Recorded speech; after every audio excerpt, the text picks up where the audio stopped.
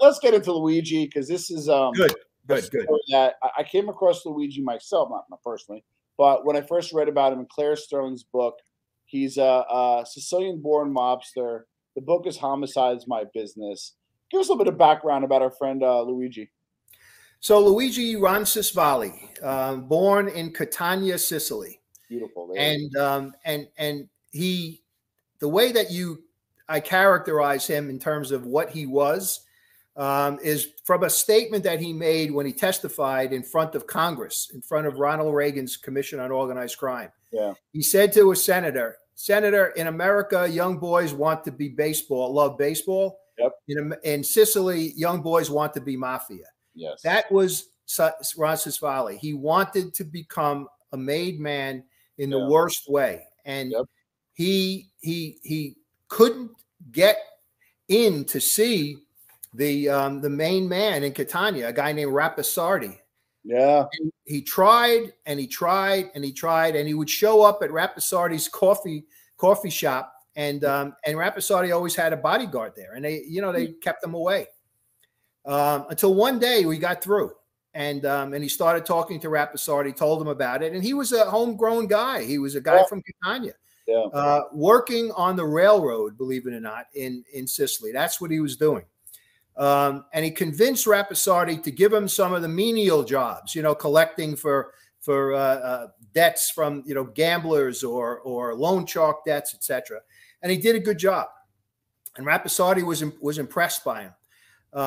And then one day Rapisardi had felt that, you're going to graduate. And he gave him his first hit, but it wasn't in Sicily. It was in Milan, Italy. And Luigi had never really traveled that kind of, that way. Came from a small, that Catania is not a big city, but he was lived a life of a kind of a ordinary guy. So he had to figure out how he's going to get to Milan, and when he gets there, how to find the guy that he was looking to kill, and he does it.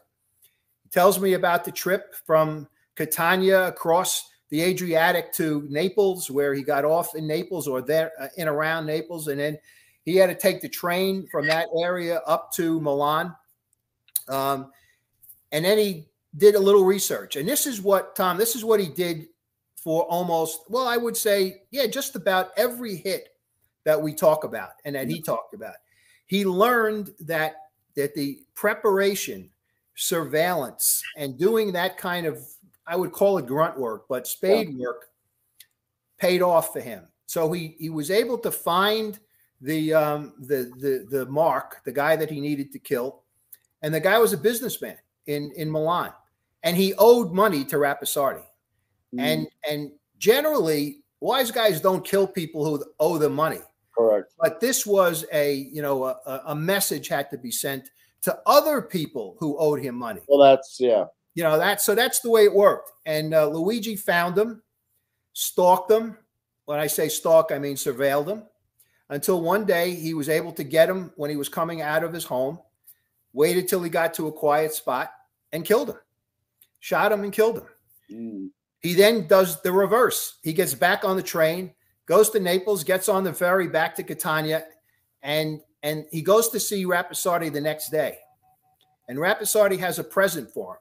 It's the Italian newspapers, in which the reporting of this killing of this businessman in Milan was a big section of the newspaper. Luigi was thrilled. He felt that was the beginning of him getting to become the made man. Rapisardi gives him another one in Rome. He gives him another one in Sicily. I mean, he does a lot of them now in around Sicily. He also does one for himself, and this is an unusual thing. As long as I knew him, and as many times I've talked to him, his thing was, Mike, the people who I killed, who died, deserve to die. That was the one thing. Yeah. And two, I didn't kill them. The people who paid me to kill them, they were the people who killed him. That was his mantra. Okay. So every one of the homicides, with the exception of one I'm going to tell you about in Italy or Sicily, was at the behest of Rapisardi. And in his mind, if you owed this man money, you were dishonorable